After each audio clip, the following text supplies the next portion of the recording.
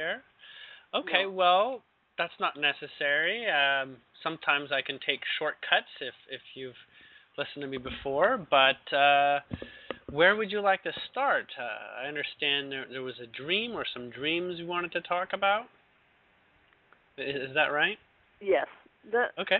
the the main one is a recurring nightmare that I've had hundreds, if not thousands, of times. Okay. Does it Since change slightly? Do you get more it, details it every time, or is no it about the no same? Okay. less actually. Okay. So I'll just tell it the way it happened the first time in 1993. Okay.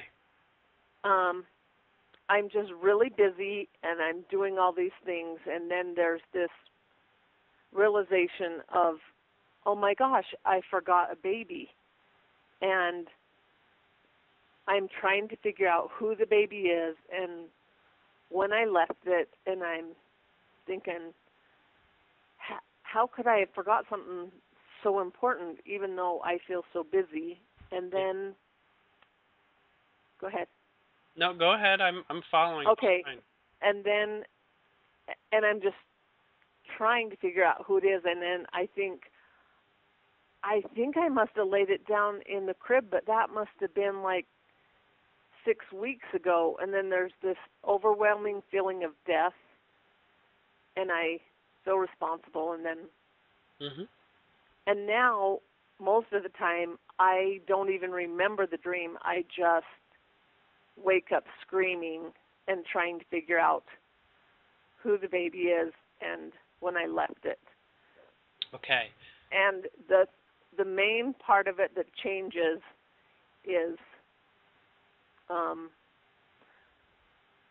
there was a while when I was going to therapy every week, and then the time would be shorter and shorter. So then it would be, and it's more often that now. Like, well, my head was just earlier today, so it's like I'm still trying to figure out who it is and where I left it, Uh-huh. because I feel like I could save it because it hasn't. It's only been a day. So But, it went from 6 weeks down to about a day ago. Is that right? mhm. So Mhm. and then the frequency of having this dream since 1993. I'm guessing there's been periods where you've had it. Uh, Sometimes dreams closer in succession for a while, and then you'd not have it for a while, and then you'd have Mhm. a couple in close succession in terms of the nights. I've had it. I've had it every day for 3 weeks except last night. Okay. Now, um, the details, as you can recall, you never actually see the baby, right? You never have a No. visual, Mm-mm. and the No. things that you are doing, as in you're busy and occupied, the details they don't surface for you. Those specific details, though, you do recall you were milling about. Is that right? Yes. Yes. I just feel like I'm. It, when I tell people, it's just that feeling of all of a sudden, like you went, the rolls are in the oven when you're busy doing the Yes. whole dinner, Yeah. but then you left the rolls in too long, and they're going to be. It's only. It's a baby. It's not burned rolls. I I know the I've got good news for you. Okay, you have a particular guide that is very blunt. Okay, and the good news is there's no actual baby involved here. Mhm. Okay, there's no actual uh, life in danger in this position, but the symbology is extremely strong, and this is actually your inner child. Okay, this Okay. is a part of you that got left behind in your childhood. This is a part of you Okay. that got locked away, and it's saying, you know what? It's got to come out. Okay, it's this Okay. abandonment of a part of not necessarily your innocence, but your childhood nature of creativity, imagination, innocence in the way that you actually felt unlimited, and in a state of perpetual discovery and exploration and curiosity. A place where security was more available, as in you felt free to explore because you were more grounded in the space that you were provided for. Okay. Okay, that's the basics. And this place where you're occupied, that's basically the noise of your current point in your life now, and has been for a while. That's been the distraction from who you kind of are more authentically as identified when you were younger, before the world sort of showed up and filled your basket with what you should become, or what would fill your thoughts day by day. Mhm. Okay? Okay. So that's the really strong message. And the reason why it's so intense is because there's not a lot of,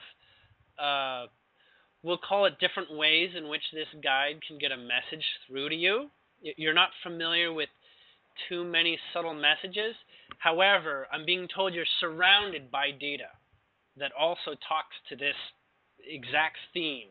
So what the theme that I brought up is apparently littered heavily throughout your day-to-day life. Can you begin to see this? Can you begin to see some symbolic, similar representations in your everyday life? Things where, for some reason, you feel like you can't act authentically in your interest to act without limits, and more creatively, and less imposed by a rule structured system, or a reality that is almost telling you the way it is, but there's something terribly awkward about it.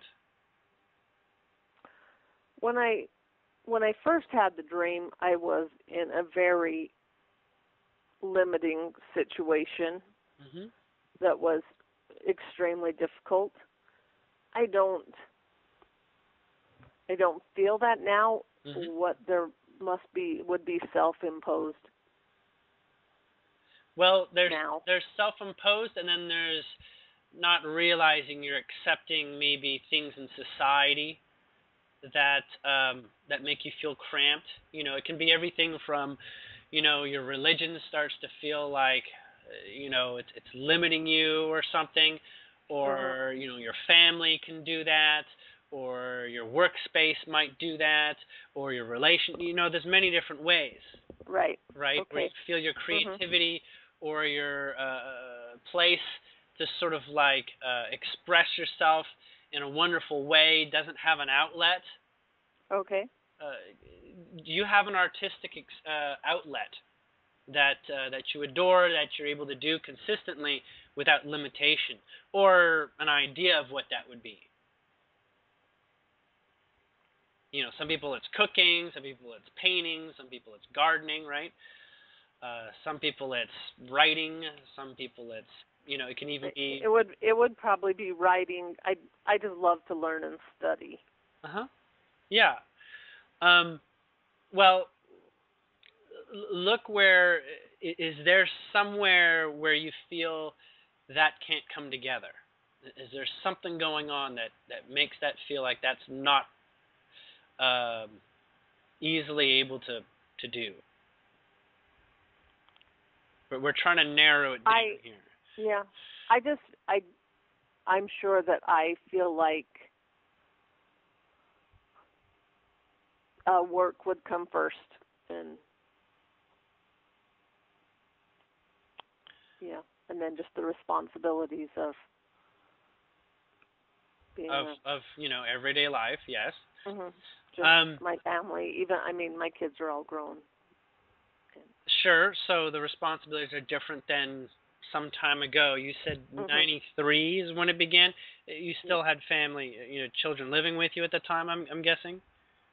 I had 5 kids that I was in charge of, and I was with a very abusive, mostly emotionally, verbally, but and very you're angry probably man. really busy with 5 kids too. Right. And I own my own business. So, if you don't mind, you're familiar with guides and Yes. sort of like channeling or listening. I don't like to Yes. channel, but I can get really clear messages from your specific guide that wants to talk to me. Okay, If you that's don't mind, this might get into the realm of the peculiar, but fine. Oh, no problem. I'm I like just peculiar. okay. I'm just gonna go with it. Um, this is being recorded, just so you know. So you know, if you want to just let it go and save your questions, or we'll just see what happens. Okay. Oh, okay. I'm just letting you know this one is a very intense presence. What this means is that I'm going to be guided to omit my own thoughts and just say what's got to be said from this one's perspective. This is going to sound more like channeling because I'm not going to be doing a lot of reviewing what they're saying with my own mind. I like to review sometimes, but this one has some pressing data to deliver. Okay. Okay, and it's trying to tell me that we might not have enough time, but we'll get to as concise a message that this one was trying to get across. So this one is we would call the vibration, as I understand it, would be an angel. In fact, a guardian angel that is amongst three angels that have followed you through your life and have served different purposes. There's guardian angels, there's sort of like wisdom angels, there's angels that help you bring out your loving nature, that sort of thing. The three angels encompass these different points in your life where they've been involved, but the one that's speaking right now is the guardian angel, and it's speaking. It wants you to understand a little bit what it's been up to and why it's been involved. The guardian is, you already have a definition of what a guardian angel does, but it wants to elaborate a little bit and expand a little bit because it's seeing that your definition is a bit limited and doesn't encompass its scope so much. First off, this one's name is Andrew. It's an angel named Andrew, not Andy, very specifically Andrew. He has been with you since you were 8 years old. So this one is very, very familiar with your life and very familiar with the experiences that you've agreed to from a soul perspective and from that place where you're an infinite being without limits. So he's worked with the sort of limits that have shown up, and of course, many of them are very intense. And his role is actually a bit more like a gatekeeper in such ways where you are protected from things going too far, but on many cases, you would not identify with that. You would identify with extremes that feel like things did go too far, but in fact, he wants to describe how these things went very far because you were ignoring more important aspects. So these things that became really intense in your life, they're because you were not consciously allowing something that that sort of feels like when the dam broke, you got what you were supposed to get after the dam broke. We'll say like in your relationship with your prior spouse, or as an example, that was not supposed to go as far as it did. Does that make sense? Yes. And so there was a point where you were everything that a guardian angel, as he's involved in, is actually meant to empower you. Almost like, in some ways, like an idol might empower someone because you idolize and then you emulate, right? Yes. This one is, Yes. is wanting you to emulate what your soul is all about. There's no individual outside you that has more promise and is more inspiring than what your heart tells you. So in fact, this one is literally saying, can't you tell that this is in the way of your heart being full? It is literally suffocating the heart energy that makes you alive. Your heart connection to your soul is what makes you alive. And so this one is saying, is almost like pushing you up against the jail cell walls and saying, can't you see you need to do something about this? That you need to change your relationship in some way, and to stop being in a position of it being imposed on you, where you have basically no freedom of expression and discovery to understand, to express, to discover. It's very important to have those attributes in life, as those are the avenues where curiosity and passion and love make you alive. Without those processes, you become robotic, an automaton, a simple repeater of past experience and past methodology. But you have a great deal of energy that comes through you, and whenever that's dammed up, this guardian is actually pushing you into a direction that you're actually uncomfortable with your mind space. The mind is that place where you have developed perspectives of how things should be, yet your heart knows your unlimited nature, and how those are, sort of like false realities from your heart's perspective of what's possible. And so your mind gets, convinced of some things and allows things to go a certain way, but your heart says otherwise. And so in some ways your mind is stubborn, but more you're probably identifying in this sort of helpless way, where your mind does not see the mechanical directions of an out.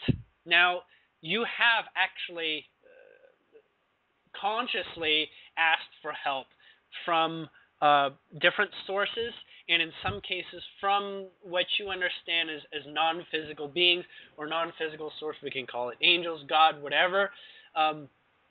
He's saying he hears those.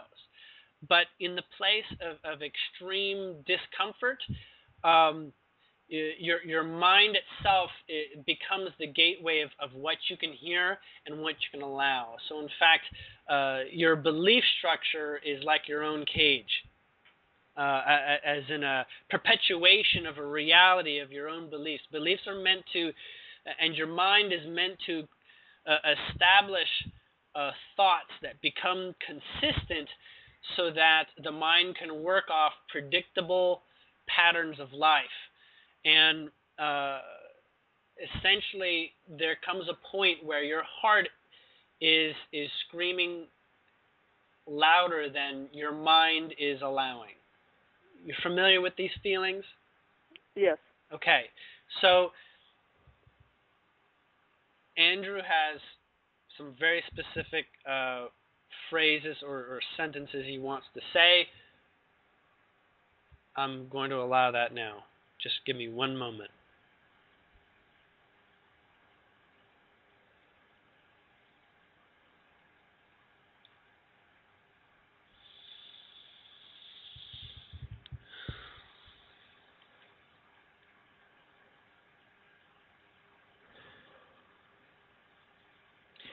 He wants you to know that you are a crystalline being.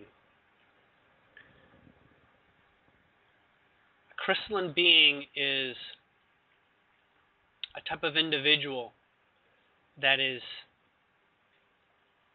operates like a tool for everything surrounding you. Crystals do not impose. They offer their space as a service. Crystals are beings. The ones you see, like quartzes and whatnot, they're beings. They serve those that have a conscious intent. They repeat messages. Like computers, they're tools. In fact, computers are a variation of crystal. Being silicon-based, they have many similarities. And so they serve. They take in requests and they deliver upon those requests. And they develop great efficiencies on delivering on those requests. You as a crystal are very, very powerful at serving. But there is a place in which your serving is out of alignment with the greater serving you'd prefer to do, or that you came here to do. And this greater serving is essentially a more loving vibration serving. On the one hand, being a mother was a very important facet of that, as a service through mother and raising children and service to their needs individually on many levels. In fact, those that probably review you as a mother would say you are a very effective, efficient, valuable mother. This is a place in which you have served, but there is a stage now where you need to continue this role, although not identifying directly as mother. You need to step into that place that is of similar service, not necessarily to people, but that similar passion, that similar unbiased, unlimited place where you know immediately what feels right in your heart. You're willing to challenge yourself and do things that perhaps are considered exceptional, stretching the limits of your ideas of what should be into what you know your heart and what you are dedicated to and your surroundings are asking for. On the one hand, it's not fair to call you a tool, because it would, on one level, describe you as a tool that is to be manipulated by those with great intentions or more powerful intentions than your own. It is in part because you don't recognize your own value of your own inner intentions. Okay? It is time to discover your own inner intentions. They've been quiet because they are not often exercised. It is time to remember the things that you are passionate about that are timeless.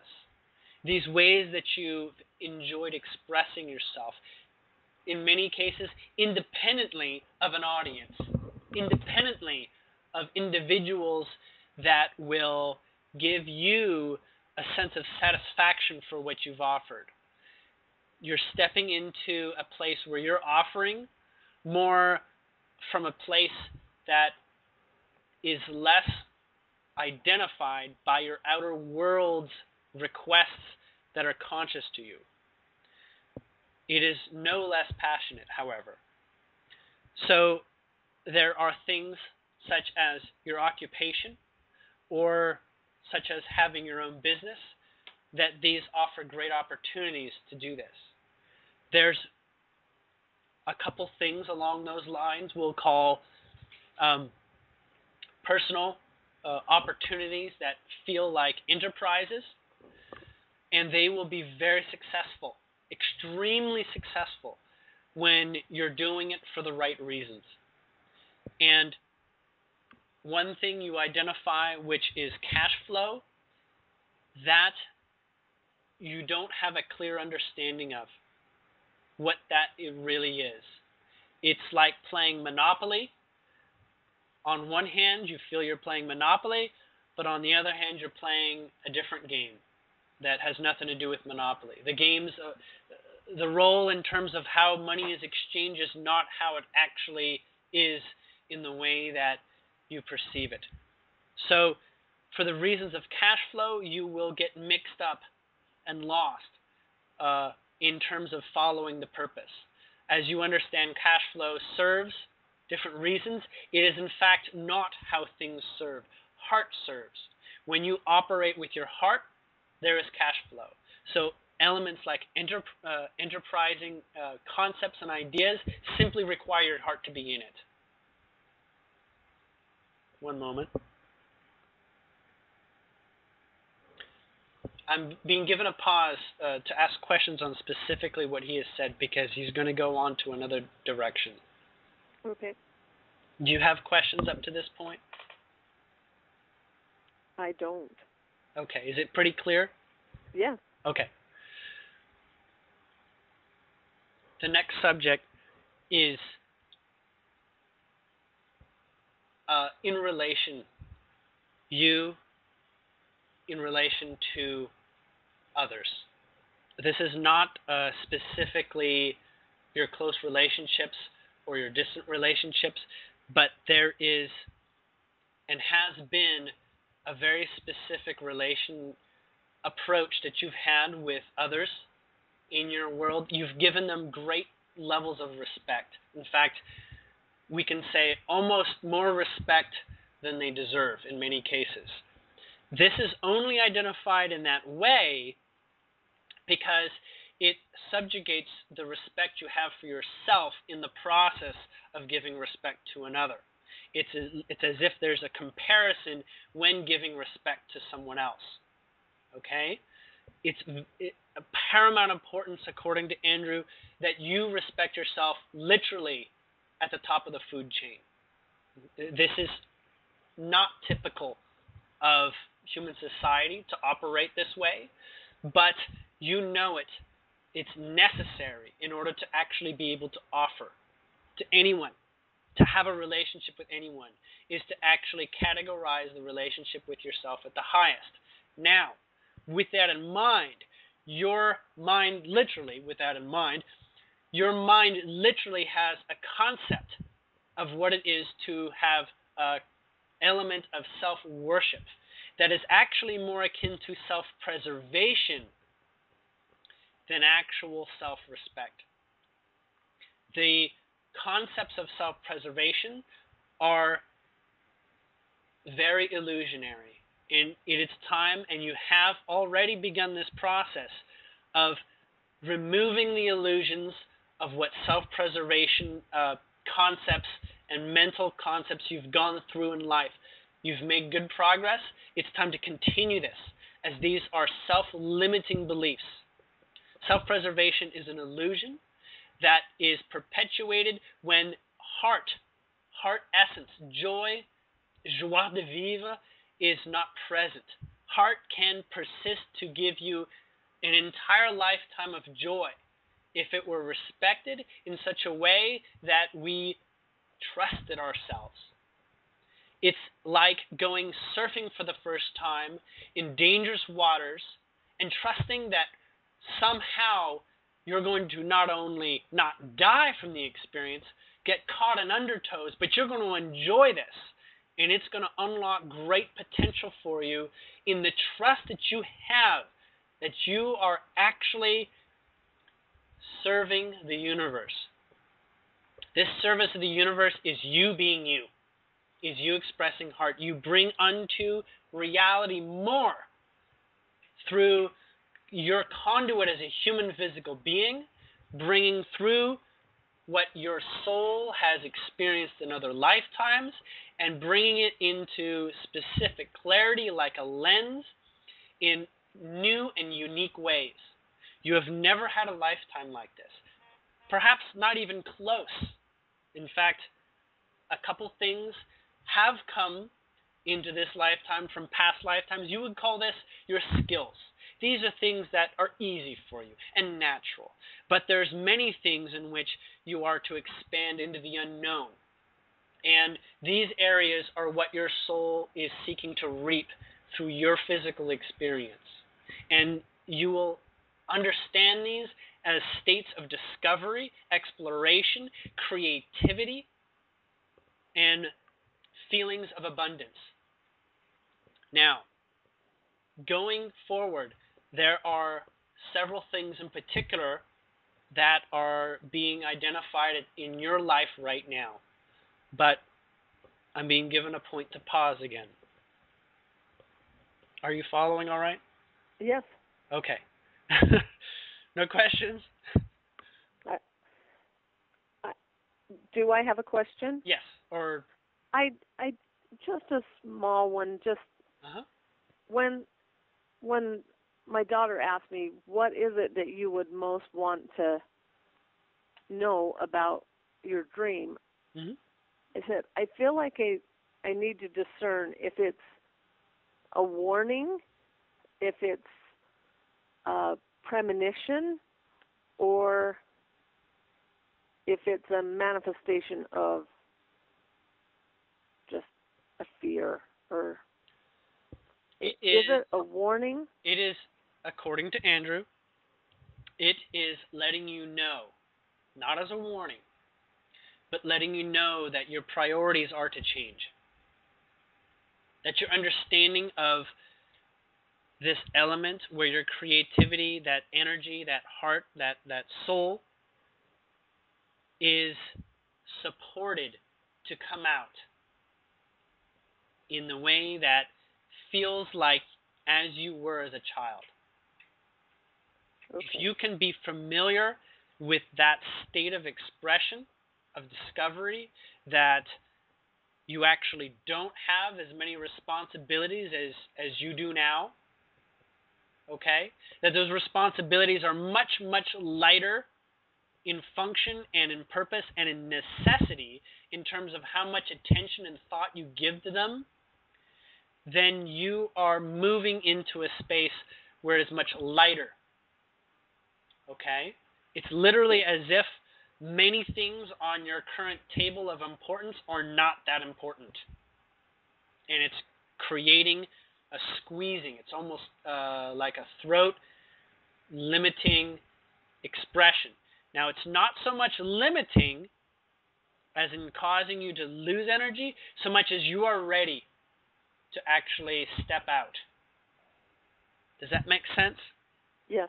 So this expression is going to continue until you realize that you are extremely supported divinely on many levels to start acting, we might say, hastily, from like a childlike perspective into engaging love with less conscious belief that it is not possible. It's as if your beliefs have created a cage. And as you not necessarily look at the reality that you understand and call your beliefs are a problem, it's that they are not serving. And so this will create the aging process. Aging is a process where you are including more limitations than supporting yourself to explore. And there have been many things you may not be aware of that are very, very potent in ways for you to express yourself that are perhaps quite new or have been long forgotten, that will change the way that you live life. It's almost like you've won the lottery, but you won't spend the money for some reason. Does that vibration make sense? Yes. Okay. That is what it's like. It's like you're trying to protect that $1 million or several $1 million. And Andrew is trying to say, spend it. Okay. Okay? Now, you do have he's referencing before, you do have not quite a clear understanding of how money comes into being exactly, but that's not so important. That will fall into alignment as you begin looking for reasons for smiling, looking for reasons to laugh, looking for reasons to joke around and loosen up things that don't need to be so serious, that's just the starting. That will be the phase that you go through next. That will be most easy to identify with, and it'll lead in a direction where listen to your favorite music, eat your favorite foods, even if it feels like in the past those foods, were things you should not have done. There's this place where treating yourself financially and letting yourself go on that, don't quite start there, okay? But there is treating yourself to more experiences that lift your heart, okay? And cut out things that diminish your connection to your heart, like, things in the media, whether it be things on the internet or television or information that doesn't make your heart soar, okay? You're familiar with lots of movies that you haven't gotten to and ones that you have enjoyed that have made your heart soar. It's time to increase the frequency of those when you have an off time, like, time to spare or time that's available. Okay? Okay. These are beginning steps. And in fact, that was what the next subject was that Andrew wanted to talk about, is things that you can start implementing right away. Okay? Okay. Following that, there are a couple people that are in your life that are very lively, that are very, we'll say, spontaneous, kind of hippie-like almost in their choice just to be happy and have more often a smile than a frown. People in your circle, give some attention to them. Start listening to them and maybe make a bit more effort to put yourself in contact with them. It doesn't have to happen in the next 24 hours, but your guides, including Andrew, are going to bring them to your awareness. You won't have to challenge yourself right now to do it. They're going to show up. Okay. It'll be synchronistic. It'll be like, oh, that person. Something like leaving a comment on your Facebook profile, whatever. It's little things like that seem like they're just the budding beginning of revisiting something, or revisiting an old relationship. Okay? Okay. In particular, there is a vibration that will come 3 months to 6 months from now. So not in the next 3 months, but from that 3 months from now to 6 month period. That is going to be the teenage energy. That is very familiar to sort of like the crush energy. Okay? Like a boyfriend crush type of thing. That hold that out. Oftentimes intimate relationships are the most exciting, but you have a phase where you're focusing much more on you right now. Okay? Okay. At least for the next couple months.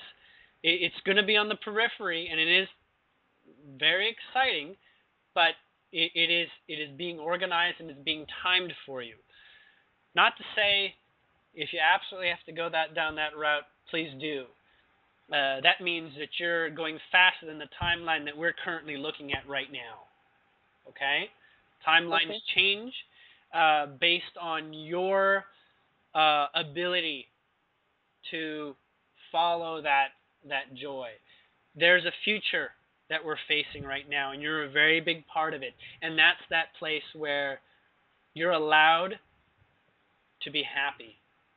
And in fact, it turns out that you're to be a representative in your local surroundings, we'll say, towards people that you know and family around you, where there will be great curiosity as to why you should feel you can be so happy about life, and it'll literally seem like, what's the catch? And you may not be able to explain it because it'll take some time for yourself to go through this as you're developing it. Just own yourself as a priority in this place and time. No one's opinions about you for the next 3 months are going to matter unless they're words of endearment and love. Okay? After that point, you'll be able to listen to some people's criticisms and things like that again, because you'll be in a higher vibrational place to get at the riches of what those are really talking about. But for the moment, you're to give great attention to yourself. Okay? I don't mean isolation, but I do mean if there is old patterns of criticism that come up, or old patterns of self-judgment, maybe in your occupation or something that shows up day by day, it's vitally important to begin practicing putting that to the side and saying, this criticism is not as important as it needs to be. And Andrew's going to keep helping you with this. Your angels have always helped you. In fact, you wouldn't be here if you had allowed life to cave in on you, as there's been occasions for that in the past. They've helped you pull yourself out of the rubble in a couple of cases. Okay? And often you'll see the theme. The way that you did come out of those was you had to love yourself more. You had to cherish your vibration as at the level of importance.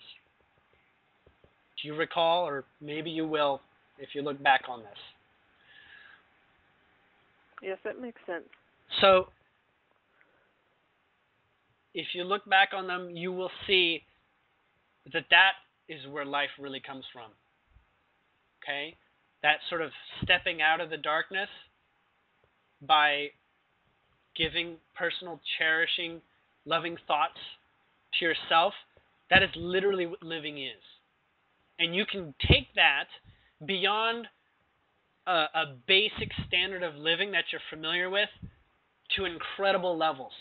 And that is what your destiny is speaking to right now.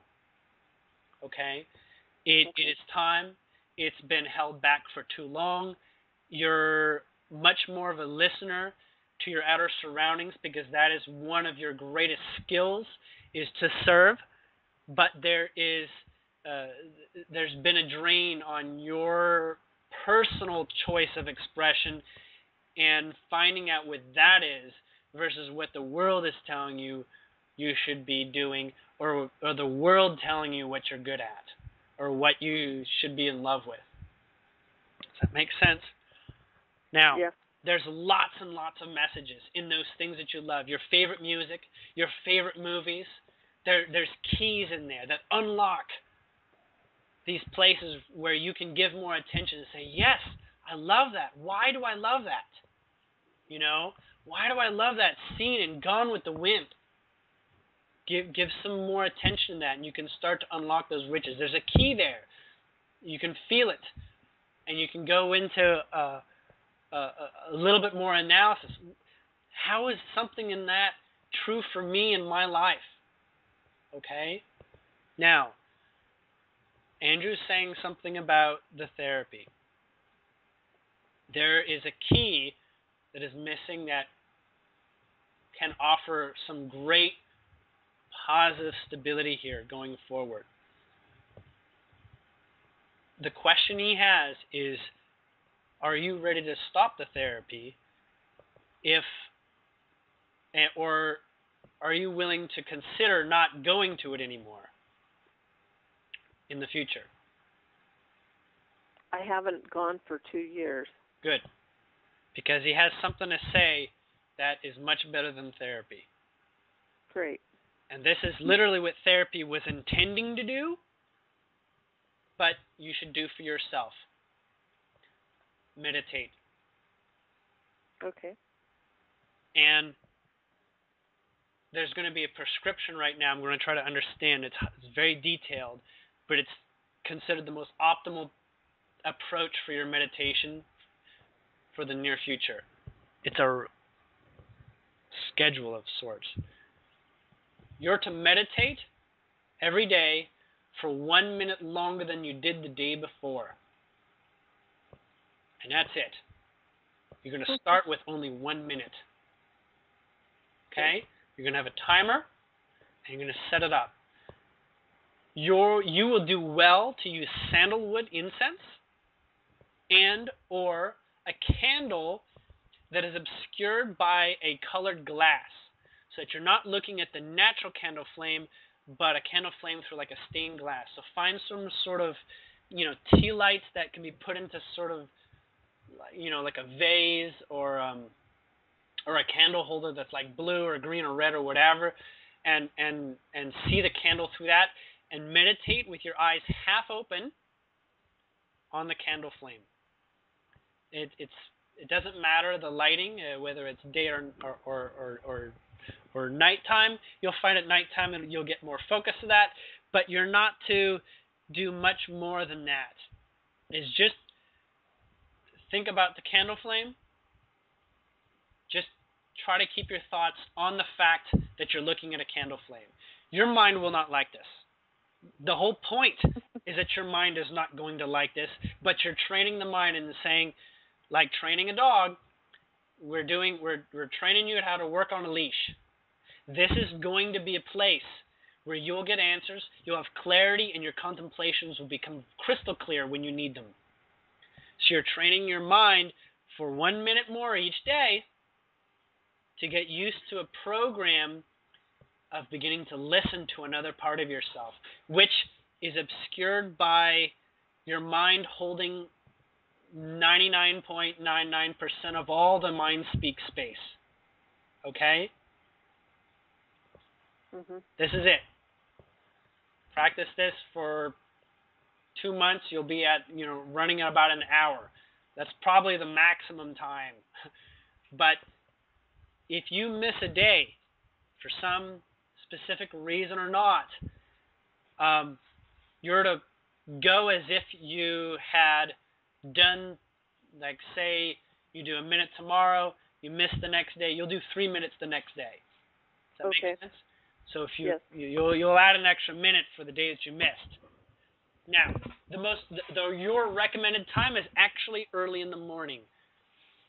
And this will be before you drink or do anything. This will be, before you imbibe anything like tea or coffee or breakfast. Mm-hmm. The best time is around 7:30 in the morning. That's the peak point. It tapers off about an hour before and after that. Okay? It's going to shift, whatever that is right now, with regards to where the sun is. Okay? You want to keep with that timing relative to the sunrise. Does that make sense? Yes. Okay. There's another thing. This is a little bit on the side. That's the recipe for the meditation prescription. That is going to be 10 times better than therapy. Literally 10 times from the get-go. From day one, the first minute. Okay? There's no pressure, first off. There's no agenda besides training your mind in focus. After about the 15-minute mark, you're going to find yourself coming up with thoughts that are not like the idea that you're trying to put away your average day-to-day thoughts. They're going to be different thoughts. At that point, go ahead and listen to see what they say. Okay? Because once you start going past the 10-minute mark of quieting the mind and focusing on a single source, note it helps that the flame or the incense has sort of like random movements in it, because your mind will try to create a system of trying to understand when it's going to flicker and when the trail of incense is going to change and things like this, okay? Or when it's going to get a whiff. The mind will have very little to work on. It'll scrape to give attention to analyzing these things.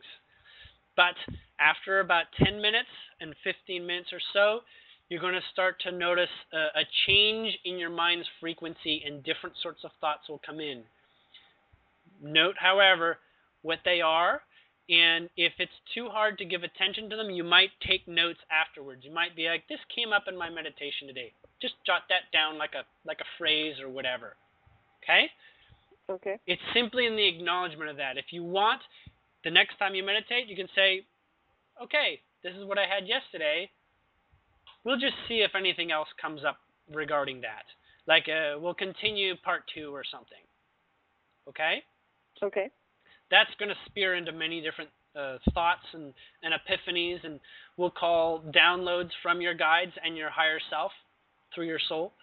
And it'll begin to help you defragment your beliefs that are situational and limiting. It will, every time that a limiting thought and belief is defragmented, you have that much more lung space to breathe. Okay? It's like you have that much more energy to access in yourself, because that is not in your collective vibrational field of energy. Okay? Okay. And that's the purpose of doing that. But you're not to go through it aggressively. You're not to spend a whole lot of time thinking about what has screwed up your life and what beliefs are in the way. The best times for that will come up through very subtle contemplations in your meditations. And aside from that, your agenda is to look for things that make you smile and feel adoring, even if you spend, half the day looking at kitten YouTubes, if that's what, does the trick, okay? Are you clear? Andrew wants to make sure that you know that this is what's on the docket for the next 3 months. I'm clear. Okay. I'm excited. Yes, that is exactly the feeling. Okay? Your other guides are going to become clearer after that. They support in other ways. All 3 of them are angels. You have 2 that are not angels, but it's not quite time to bring them up, because there's a lot of very high-level detail stuff that's not going to make sense right now. Just know that you have this team of 5 individuals that are there. It's like you don't even know you have your own team, but they're there, and they're constantly helping you in ways that lead to synchronicity, that lead to inspiration, that are trying to put things front and center, that may look like, oh my God, I've got a really big problem in front of me. It's saying this problem is in front of you so that you can let go of it.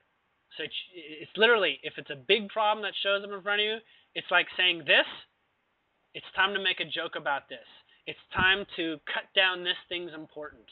Not because it's not important to either you or other individuals perhaps involved, but it's letting you know that there's something intense here that you got to start to relax about.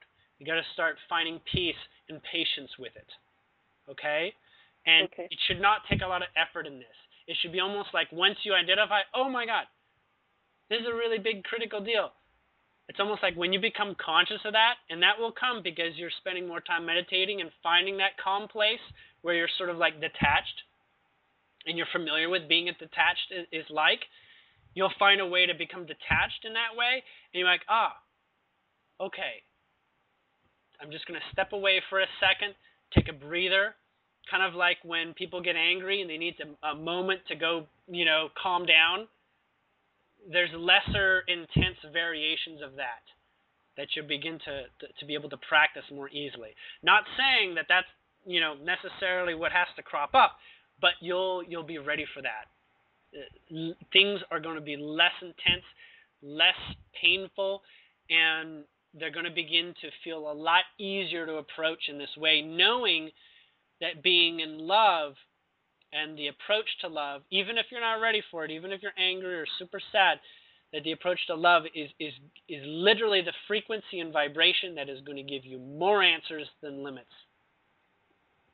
Okay? Okay. Now, yes. I just wonder.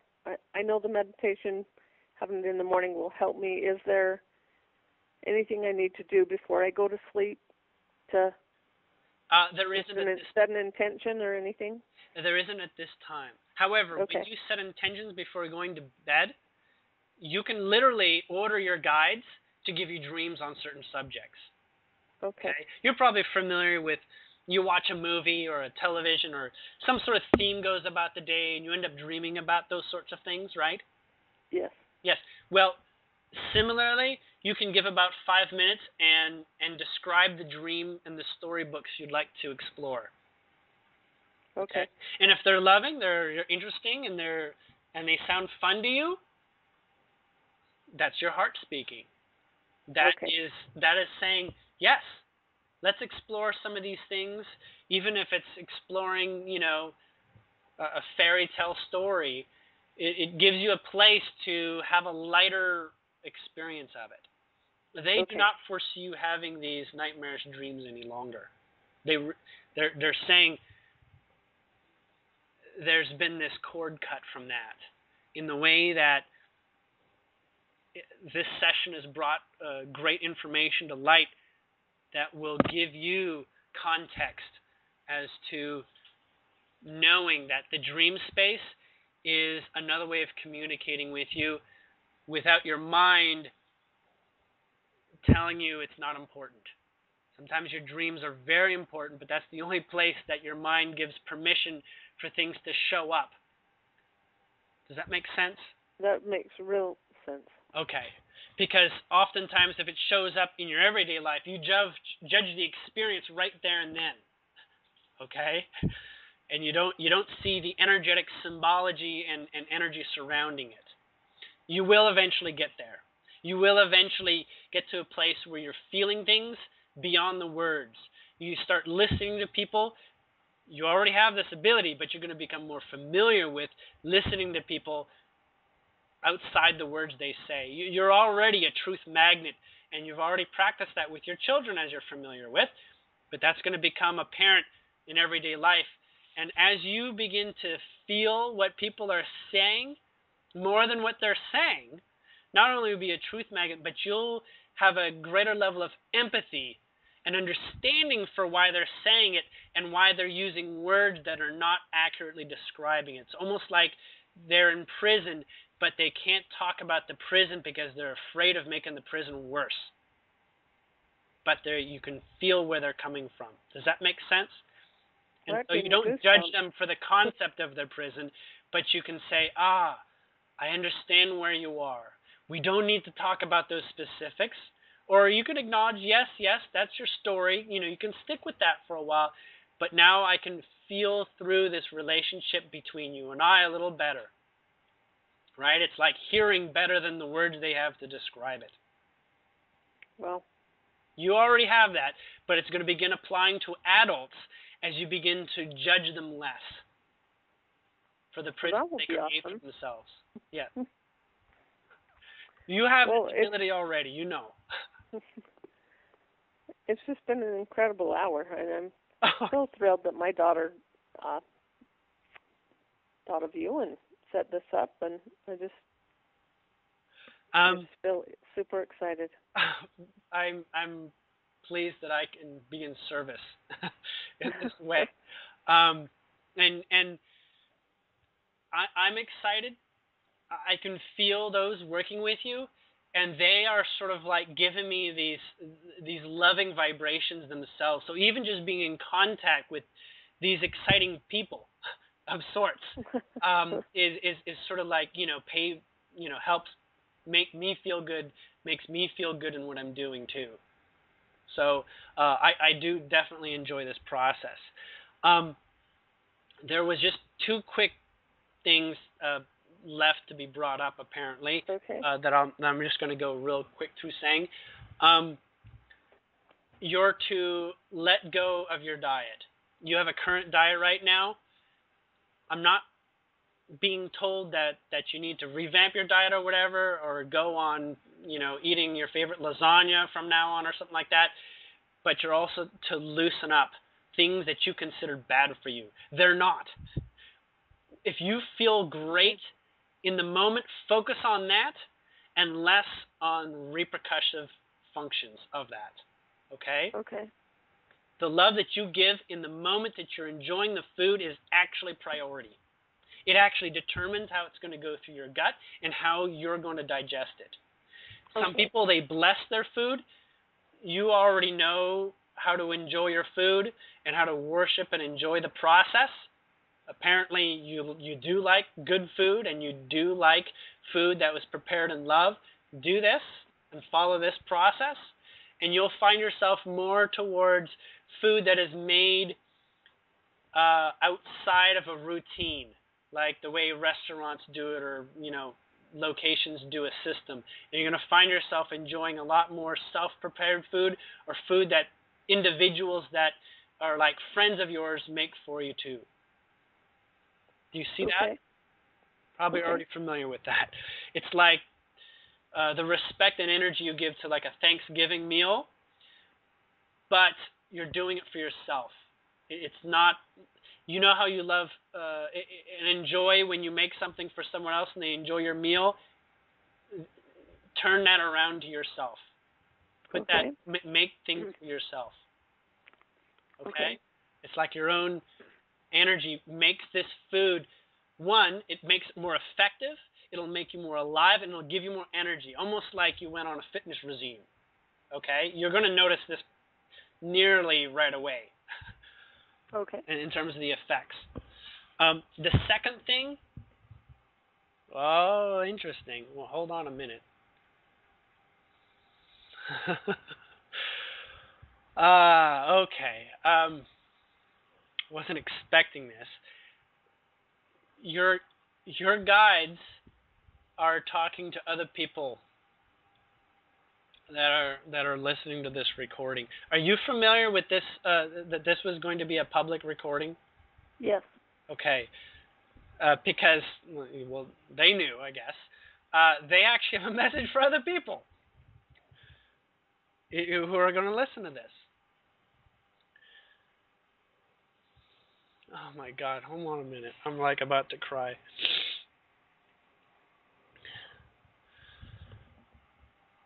Right now, there's a major outpouring of people's guides that are beyond our conscious ability to recognize that they're there.